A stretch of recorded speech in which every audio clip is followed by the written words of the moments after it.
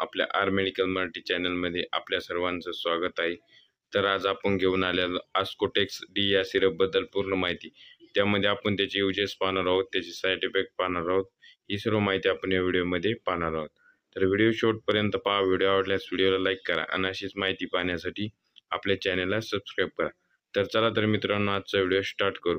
तर आस्कोटेक्स डी या सिरपचा जो यूज आहे तो कोरड्या खोकल्यामध्ये केला जातो, त्यानंतर सामान्य सर्दी, त्यानंतर घशात जळजळ होणे, त्यानंतर ॲलर्जिक समस्या जसे की नाक वाहणे, त्यानंतर शिंका येणे, त्यानंतर डोळ्यातून पाणी येणे, अशा कंडिशनमध्ये आपण या सिरपचा यूज करू शकतो। तर त्यानंतर याची साईड इफेक्ट, तर आपल्याला उलटी, मळमळ, त्यानंतर अतिसार, डोकेदुखी असे साईड इफेक्ट होऊ शकतात। तर याचा जो डोस आहे तो 5 ml आपल्याला 2 टाइम घ्यायचा आहे जेवण केल्यानंतर। आणि हे डोस घेतल्यानंतर आपल्याला कमीत कमी 15-20 मिनिटं पाणी प्यायचं नाही। तर अशा प्रकारे याचे डोस आहेत।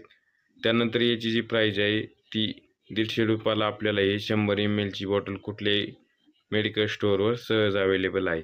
तर अशा प्रकारे या सिरपची माहिती होती।